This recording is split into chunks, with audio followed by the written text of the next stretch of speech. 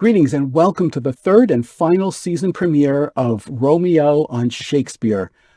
I'll be with you in just a moment, but I have a pair of headstrong twins here who, for some reason, are determined to go out to sea this evening. Please give me a moment so I can see if I could talk some sense into them. Why in the world would the two of you want to go out to sea with such a terrible storm on the way? I realize that you're both still mourning the loss of your father, but it's almost like you have a death wish. Perhaps you're not seeing straight because of your grief, so I'll tell you what I see when I look in the sky. I see trouble on the way, and there's more. I even see earthquakes and lightning. The bottom line is, I see bad times today, and tomorrow's supposed to be even worse. I don't know if the two of you are deaf, but I hear hurricanes are blowing, and I know in my bones the end is coming soon for you two. They're calling for potential downpours, and I fear rivers overflowing.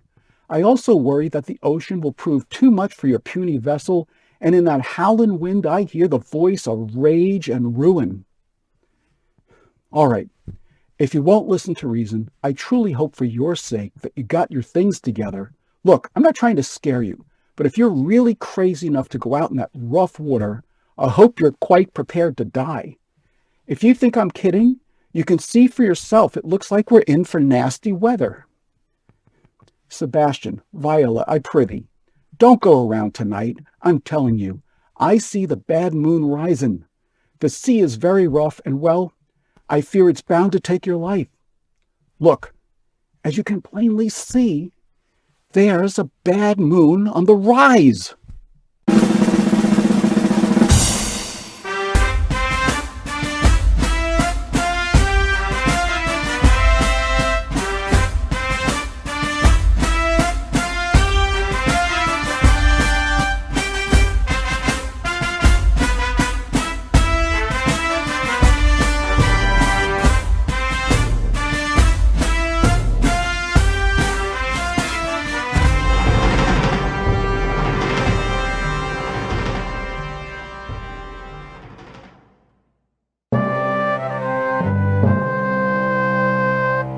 If you've ever seen the movie Roxanne, starring Steve Martin and Daryl Hannah, then you probably know that it is a remake of Edmond Rostan's 1897 play Cyrano de Bergerac, in which the title character is too self-conscious because of his big nose to think that his beautiful distant cousin Roxanne could love him, and so he woos for her in somebody else's name. In Twelfth Night, Orsino sends his page, Viola, to woo for Olivia, and she falls in love with him. But because this is a comedy, we know that in the end, there will be happiness and marriage. So let's take a look at the plot. A young woman named Viola is shipwrecked on the coast of Illyria and comes ashore with the sea captain's help. She fears that her twin brother Sebastian was drowned, but with the help of the captain, she disguises herself as a young man named Cesario in order to enter the services of the melancholy Duke Orsino. Orsino believes he's in love with the Countess Olivia, who is mourning her brother's recent death. Olivia is also melancholy and vows she will not accept love or marriage proposals from anyone, including Orsino, until 7 years have passed. Orsino then uses Cesario as a messenger to win Olivia's hand in marriage. But Olivia falls in love with Cesario, putting Viola at odds with her professed duty. At the same time, Viola realizes that she's fallen in love with Orsino, creating a love triangle since she loves Orsino, Orsino loves Olivia, and Olivia loves Viola, disguised as Cesario. We're also introduced to several other characters, including Olivia's pompous and arrogant steward Malvolio, Olivia's drunken and outrageous uncle Sir Toby Belch, another would-be suitor, his silly companion Sir Andrew Aguecheek, Olivia's servants Maria and Fabian, and Olivia's witty fool Feste the jester. Sir Toby and Sir Andrew drink and revel late into the night, disrupting the peace in Olivia's household. When Malvolio chastises them for their rude behavior, Sir Toby famously retorts, "Dost thou think because thou art virtuous there shall be no more cakes and ale?" Maria suggests that they get even with Malvolio, and they conspire to play a prank on him that Olivia is secretly in love with Malvolio. Maria forges a love letter in Olivia's handwriting style and leaves it in the garden for Malvolio to find. The letter asks Malvolio to wear cross-gartered yellow stockings, a color and fashion Olivia detests, to be rude to the rest of her servants, and to smile constantly around Olivia. Sir Toby, Sir Andrew, and Fabian secretly watch as Malvolio finds the letter and is both surprised and delighted. He follows the letter's instructions to demonstrate his feelings to Olivia. She is shocked by Malvolio's appearance and behavior, and believing he's mad, turns him over to Sir Toby. Malvolio's tormentors treat him as if he really is insane and lock him in a dark chamber. Feste visits Malvolio and mocks his professed insanity, both as himself and disguised as a priest named Sir Topaz. Meanwhile, Viola's twin brother Sebastian has been rescued by Antonio, another sea captain who previously fought Orsino's men. But despite the risk of capture, Antonio accompanies Sebastian to Illyria out of his admiration for Sebastian. Sir Toby and Fabian play another practical joke, convincing Sir Andrew to challenge Cesario to a duel, since each of them is terrified of a fight. Initially, the duel is broken up by Antonio, who mistakes Cesario for Sebastian. As a result, Orsino's officers arrest Antonio. At the same time, Sir Andrew mistakes Sebastian for Cesario and slaps him, prompting Sebastian to severely beat Sir Andrew. Olivia oversees the fight and chastises Sir Toby, Sir Andrew, and Fabian. She also mistakes Sebastian for Cesario and asks him to marry her. Even though he's shocked, he agrees, and Sebastian and Olivia are secretly married in a church. Finally, when Cesario and Sebastian appear in the presence of both Olivia and Orsino, they look on in wonder and confusion at their physical similarities. Finally, Viola reveals her true identity and is reunited with her brother. Orsino and Viola agree to marry, and Antonio is released.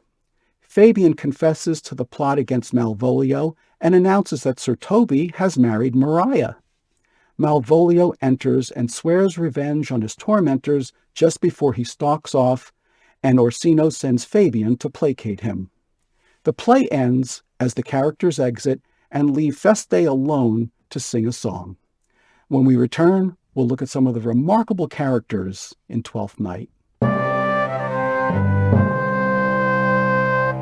Twelfth Night was the first Shakespeare play I'd ever watched all the way through, and I was immediately hooked because the themes were so timeless and the characters were so easy to understand and identify with.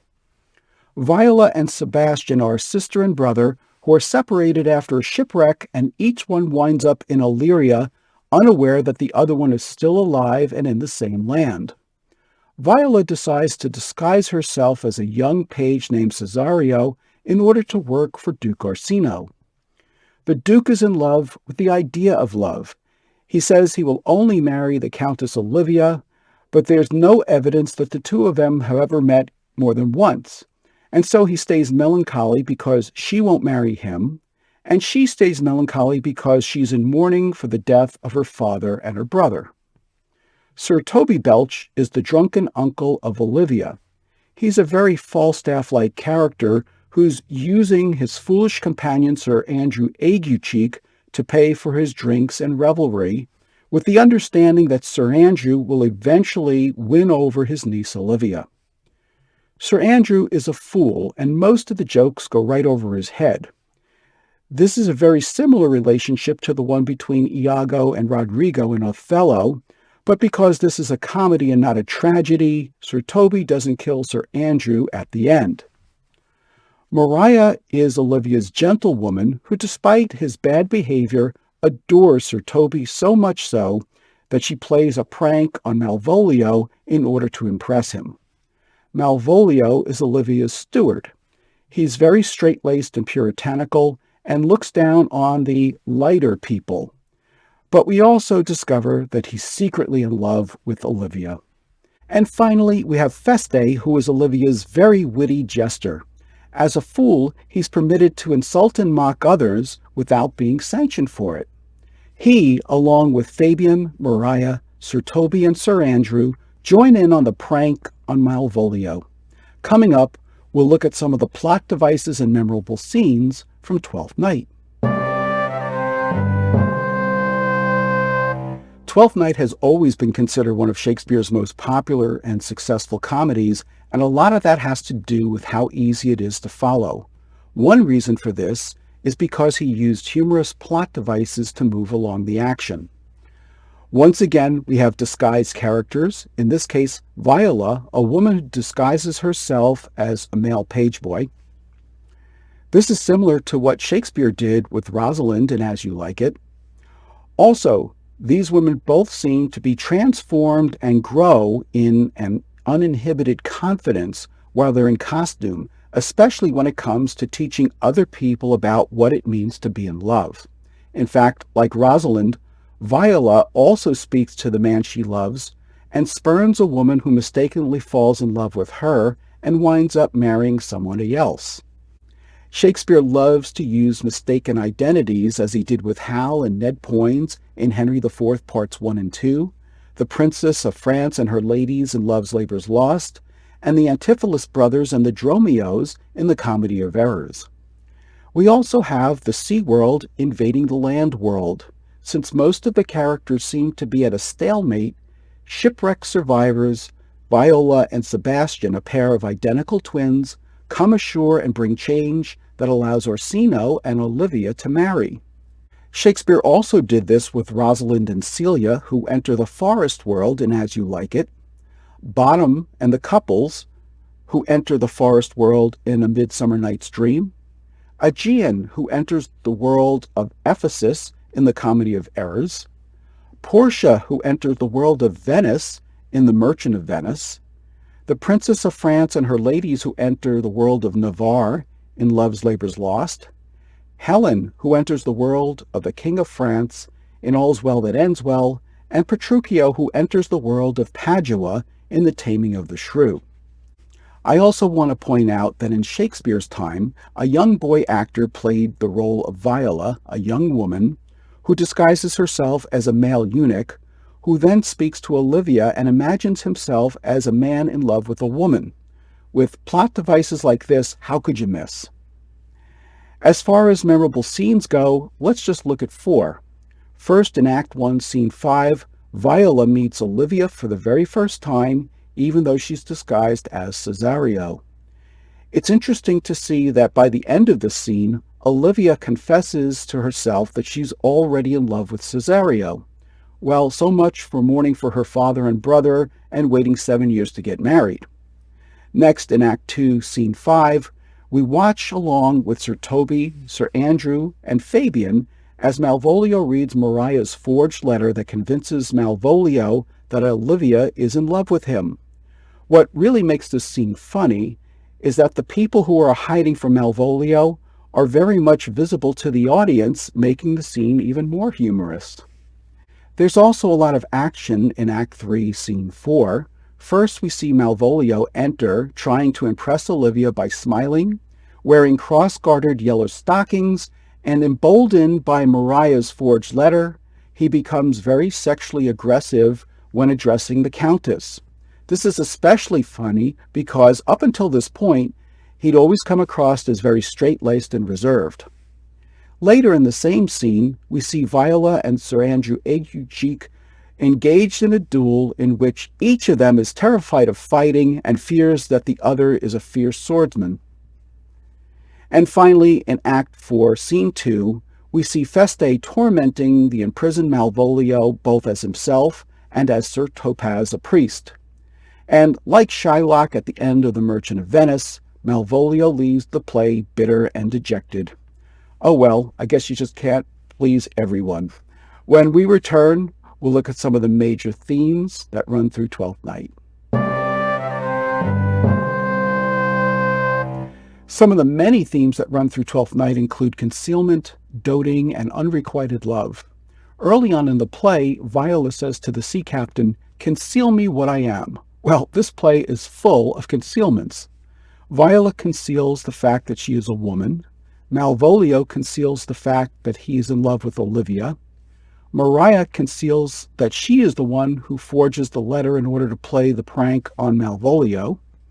Antonio conceals himself from the Illyrian authorities in order to look out for Sebastian. Olivia conceals the fact that she's in love with Cesario. Olivia and Sebastian conceal their secret wedding, and Feste the Jester conceals his identity from the confined Malvolio and pretends to be Sir Topaz. There's also a lot of doting in this play. Viola dotes on the Duke dotes on Olivia, Olivia in turn dotes on Cesario, who is really Viola in disguise, and Antonio even dotes on Sebastian in a protective sort of way. Malvolio and Sir Andrew Aguecheek both dote on Olivia, but their loves are unrequited. And you can even make an argument that Maria dotes on Sir Toby Belch, even though he's aware of it, and they eventually marry. Two of the strongest themes that run through this play are rebirth and reunions. In Twelfth Night, Viola and Sebastian are both reborn after nearly being drowned in a shipwreck and are reunited in Illyria at the end of the play. You could also say that Olivia is reborn because she's gotten over her melancholy sufficiently enough to want to marry Sebastian, and Orsino is reborn after realizing that he's wasting his time chasing after Olivia and finally discovers that he's in love with Viola. We also see the rebirth and reunions of characters in other Shakespeare plays, including Leontes and Hermione in The Winter's Tale, Thaisa and Marina in Pericles, Prince of Tyre, and Aegeon and Amelia in The Comedy of Errors. Miranda and Prospero are reunited and reborn when their former associates are brought to the island in The Tempest. Juliet is briefly reborn at the end of Romeo and Juliet, but as we know, that didn't last. The same is true about King Lear and his daughter Cordelia's reunion. The King of France is literally reborn, as well as Helen in All's Well That Ends Well. Claudio is seemingly brought back from the dead in Measure for Measure. The same is true about Hero in Much Ado About Nothing, and Posthumus in Cymbeline. And finally, Rosalind is reunited with her father and future husband Orlando in As You Like It. When we return, we'll look at some of the most powerful lines in Twelfth Night. Unlike some of the other Shakespeare plays we've already looked at, many of the best lines in Twelfth Night are short. We'll get to them in just a moment, but I want to start off with the beginning of the play where we hear what is most likely the best-known opening line of any Shakespeare play. Orsino begins, "If music be the food of love, play on. Give me excess of it, that surfeiting the appetite may sicken and so die." That strain again, it had a dying fall. Oh, it came o'er my ear like the sweet sound that breathes upon a bank of violets, stealing and giving odor. Enough, no more. 'Tis not so sweet now as it was before. What he's saying is, if music feeds love and makes it stronger, give me too much of it, so much that it kills my longing for love and makes it go away. In other words, he's hoping that listening to too much music will eventually help him get over his unrequited love for Olivia. Feste the Jester really does steal the show with so many of his quick and witty sayings. As with the clown in King Lear and Touchstone in As You Like It, the fools usually deliver the most profound words in the entire play. Here are a few from Feste beginning in Act 1, Scene 5. Many a good hanging prevents a bad marriage. Who could argue with that? And the fool shall look to the madman. What he's saying is that a fool has to look after someone who's mad, because unlike the madman, the fool is only acting mad. What says Quinopolis? Better a witty fool than a foolish wit. And later in Act 2, Scene 4, Feste adds these words of wisdom. Pleasure will be paid one time or another. In other words, there's always a price to be paid for our pleasures and our sins, whether in this world or in the hereafter. And Act 1, Scene 5, Viola, dressed as Cesario, chastises Olivia, saying, "What is yours to bestow is not yours to reserve." What Viola means is that since Olivia is so beautiful, it would be a crime for her not to marry and have children and pass along her beauty to the next generation. This is an inducement to get Olivia to agree to marry Orsino. My favorite catty remark in any Shakespeare play still remains Rosalind disguised as Ganymede rebuking Phoebe for not returning Silvius's love for her. She says, "Down on your knees and thank heaven fasting for a good man's love. For I must tell you, friendly in your ear, sell when you can. You are not for all markets." But a close second would be Viola in Act 1, Scene 5. First, she says to Olivia, "Good madam, let me see your face." And Olivia responds, "Have you any commission from your lord to negotiate with my face? You are now out of your text.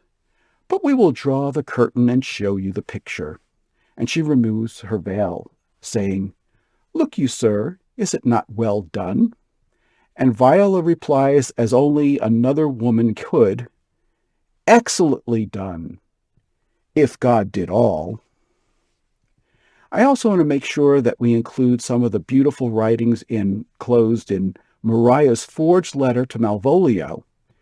Here he is in Act 2, Scene 5, reading a very significant piece of advice. Soft, here follows prose. "If this fall into thy hand, revolve. In my stars I am above thee, but be not afraid of greatness. Some are born great, some achieve greatness, and some have greatness thrust upon them."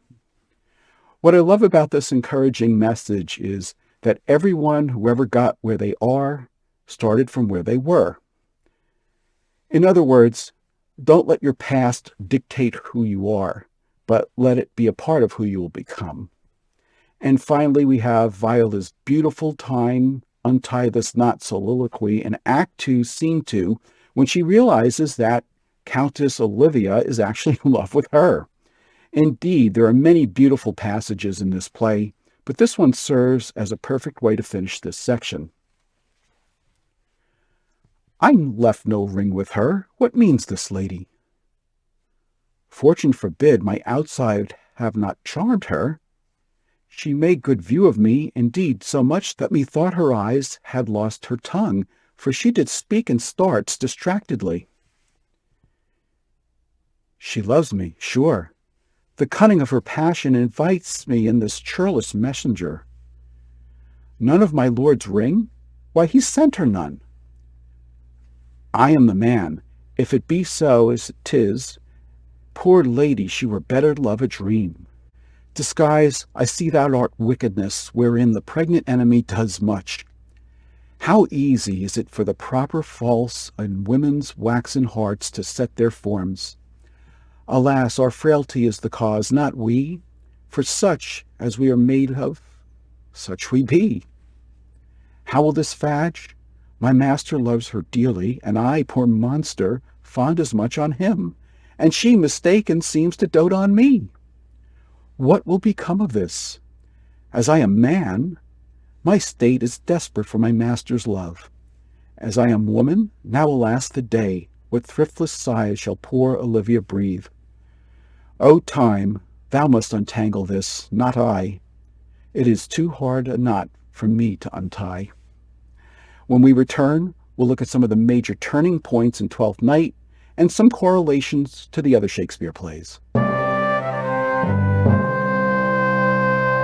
All right, now let's take a look at three major turning points in the play. The first one is in Act 1, Scene 5, when Viola is mistaken for a man by Olivia, who instantly falls in love with him, even though she said she would not marry for 7 years because she was still mourning the loss of her brother. I suppose the King of Navarre and his 3 fellow students would consider themselves lucky to only have to wait 1 year to marry the Princess of France and her ladies-in-waiting. Next, we have Act 3, Scene 4, when Malvolio, following the directions of Maria's letter, greets Olivia smiling and wearing cross-gartered yellow stockings, professing his love to Olivia, thinking she's in love with him. Well, at this point, there's really no going back for him because the cat is out of the bag. He's admitted he loves her, she thinks he's mad, and while he's imprisoned, she marries Sebastian. Talk about ruining somebody's day in a major way. And finally, also in Act 3, Scene 4, we have Sebastian arriving at Olivia's home and being mistaken by Olivia, Sir Toby, Sir Andrew, Fabian, and Feste for Cesario. This leads to Olivia and Sebastian quickly getting married, and Sir Toby and Sir Andrew getting severely beaten after they provoke the unsuspecting foreigner. And just as in the Comedy of Errors, The Two Gentlemen of Verona, Much Ado About Nothing, and As You Like It, all of the confusion is cleared up, paving the way for a happy ending of weddings. There are also some interesting correlations in Twelfth Night to some of the other Shakespeare plays. Olivia says that she wishes the Duke resembled Cesario. In Henry VI, Part 2, Margaret admits to Suffolk, her lover, "I tell thee, Pole, I thought King Henry had resembled thee in courage, courtship, and proportion." Some people are never satisfied. Although it's a comedy, Twelfth Night begins with Olivia mourning the death of her father and brother, as does Viola, even though in her case her brother Sebastian is still alive and is reunited with her at the end of the play. At the beginning of Hamlet, Hamlet is mourning over the loss of his father. Helen is mourning over the loss of her father in All's Well That Ends Well. Henry VI is mourning the loss of his father, Henry V, in Henry VI, Part 1. And Lady Anne is mourning the loss of her father-in-law and husband in Richard III. Portia is not so much mourning the loss of her father as she is annoyed by his arrangements for her marriage in The Merchant of Venice. Petruchio seems to be completely ambivalent about the death of his father in The Taming of the Shrew, and Rosalind grieves over her father's banishment, with whom she is happily reunited at the end of As You Like It. And then, for contrast, the Princess of France mourns the death of her father at the very end of Love's Labour's Lost. Viola disguises herself as a boy and educates both Orsino and Olivia about love, just as Rosalind does for Orlando, Silvius, and Phoebe in As You Like It. Antonio risks danger by going into Illyria in order to help Sebastian. In The Merchant of Venice, a different Antonio risks danger by taking out a loan from Shylock in order to help out his friend Bassanio. Shakespeare loves to use melancholy characters in his plays. In Twelfth Night, we have Orsino and Olivia. In Hamlet, we have the title character. In As You Like It, we have Jaques, and in Pericles, Prince of Tyre, we have Pericles himself. Sir Toby Belch is constantly looking for sack, wine, canary, or just about any other alcoholic beverage he can find. He also seems to be a glutton and a mooch. For these reasons, it's easy to draw comparisons between him and Sir John Falstaff. In addition, Sir Toby is bleeding Sir Andrew Aguecheek dry by stringing him along in hopes of him successfully wooing his niece Olivia. In fact, he repeatedly asks Sir Andrew to send for more money. This is exactly what Iago does to Rodrigo in Othello. We also see Sir Toby and Sir Andrew getting beaten as a result of mistaken identities. We saw this with the Dromios in the Comedy of Errors and with Falstaff in The Merry Wives of Windsor. At the beginning of the play, Orsino revels in moody music, as does Jaques in As You Like It, Cleopatra while she's missing Mark Antony, and the deposed Richard II after he's been imprisoned. Both Viola and Sebastian come ashore in a foreign land after being shipwrecked. That's like Dromio and Antipholus in the Comedy of Errors, Pericles in Pericles, Prince of Tyre, and Miranda and Prospero in The Tempest. Feste the Jester sings a song about the wind and the rain, as does the Fool in King Lear in Act 3, Scene 2. And finally, Olivia would have been contracted to a maid if she didn't change her mind and marry Sebastian, just as Phoebe would have been contracted to marry a maid if she didn't change her mind and marry Silvius in As You Like It. When we return, we'll look at some of the interesting facts from Twelfth Night. In preparing to do this episode, I did some research and this is what I found. Twelfth Night was written between 1600 and 1601. The play takes place in the exotic and romantic setting of Illyria, which was an ancient region located on the eastern coast of the Adriatic Sea, which would be located today near Slovenia, Croatia, Bosnia and Herzegovina, Montenegro, and Albania, and the city-state which has been proposed as the setting would today be located in Dubrovnik, Croatia. Viola and Sebastian refer to their homelands as Messalene. Some scholars have suggested that Messalene is meant to correspond either to Mytilene in Greece or Messina in Italy, which would reinforce a more likely Mediterranean setting for the play. Although most of the characters' names are Italian, Sir Toby Belch appears to be English, and Viola's use of the expression "westward ho" was a typical cry of 16th century London boatmen. In addition, Antonio recommends that Sebastian lodge at the Elephant, which was a pub located not too far from the Globe Theatre in London. Shakespeare used several different sources for this play, including an Italian production called Glingonati, which means the deceived ones, written in 1531. It's also suspected that Orsino's name refers to Virginio Orsini, Duke of Bracciano, an Italian nobleman who visited London in the winter of 1600. The title Twelfth Night refers to the 12th night after Christmas, which would make it the evening of January 5th, which is also called the eve of the Feast of Epiphany. This was originally a Catholic holiday and was considered an occasion for revelry, like other Christian feasts. Historically, servants often dressed up as their master, and their masters served the servants. There was often cake involved, in which tokens were placed in slices to determine who would be the king and queen of misrule for the day. In the actual play, Sir Toby represents misrule, while Malvolio represents excessive rule. The play's subtitle, What You Will, refers to the topsy-turvy celebration festival in which you're allowed to do what you will. By the way, Twelfth Night was the only Shakespeare play that included the subtitle when it was first published. Malvolio's name means ill-wisher, just as Benvolio's name in Romeo and Juliet meant well-wisher. Cesario's name means one-self-king. The play talks about Puritans. These were very strict Protestants who wanted the theaters shut down and revelry stopped. In fact, they actually succeeded in closing down the theaters 26 years after Shakespeare's death, from 1642 to 1660.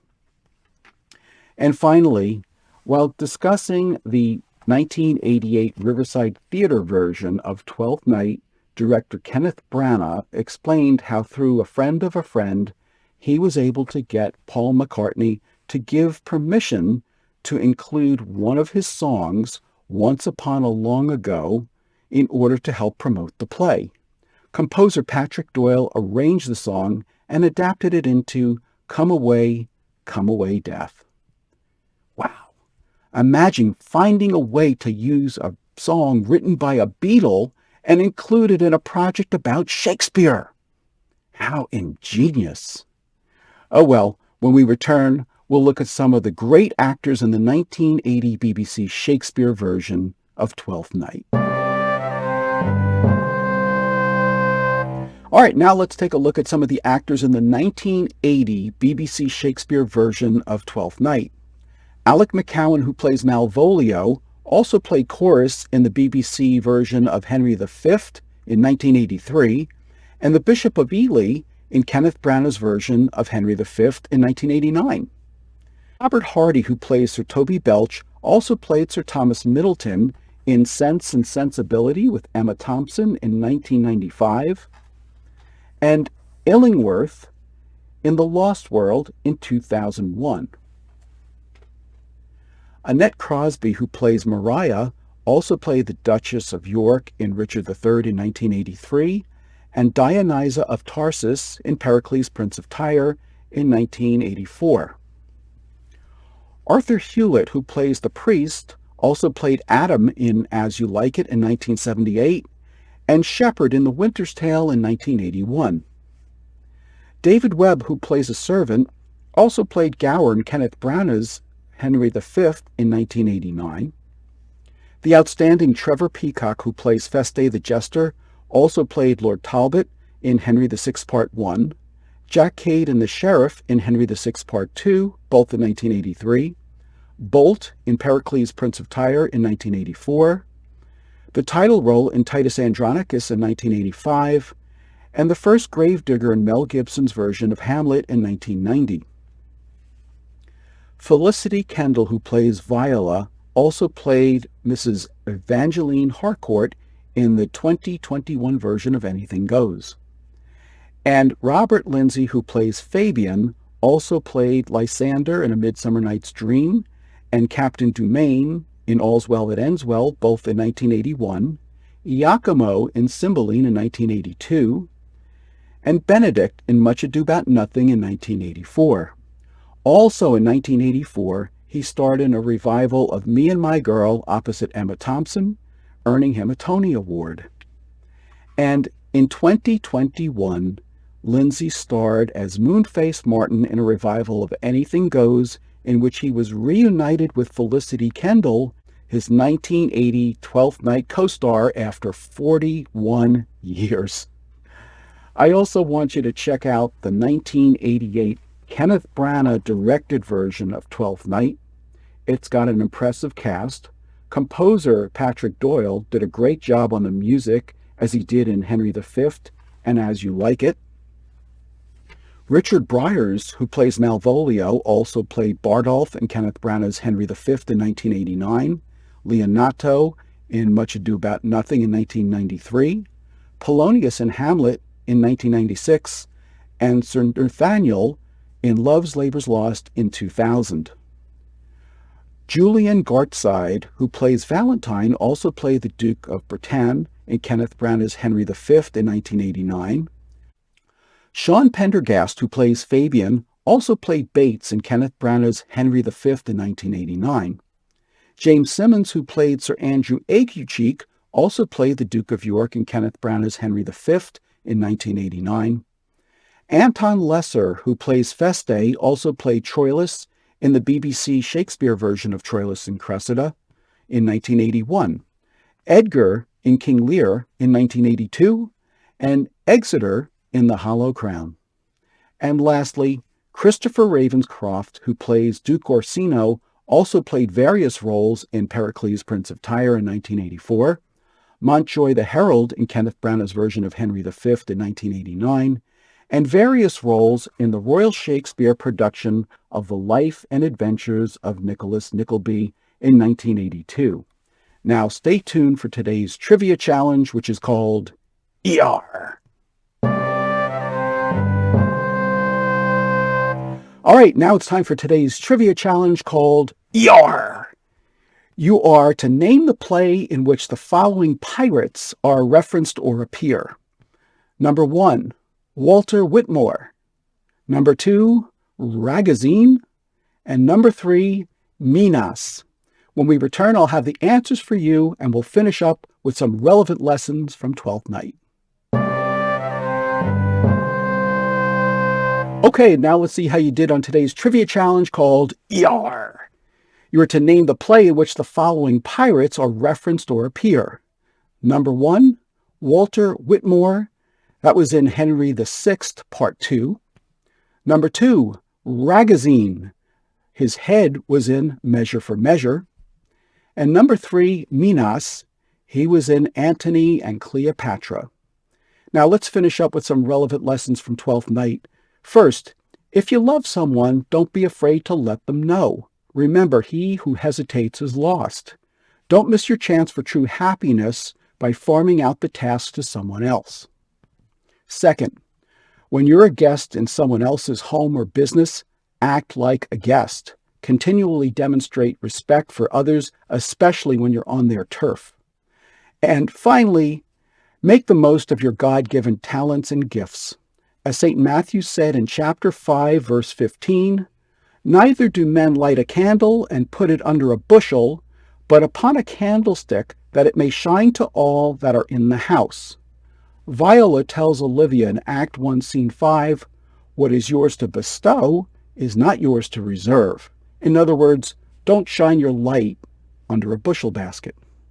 I'm Dave Romeo, and thank you for watching this episode of Romeo on Shakespeare. Please join me next time when a weak English king disenfranchises his son and unleashes his queen's wrath on just about everyone.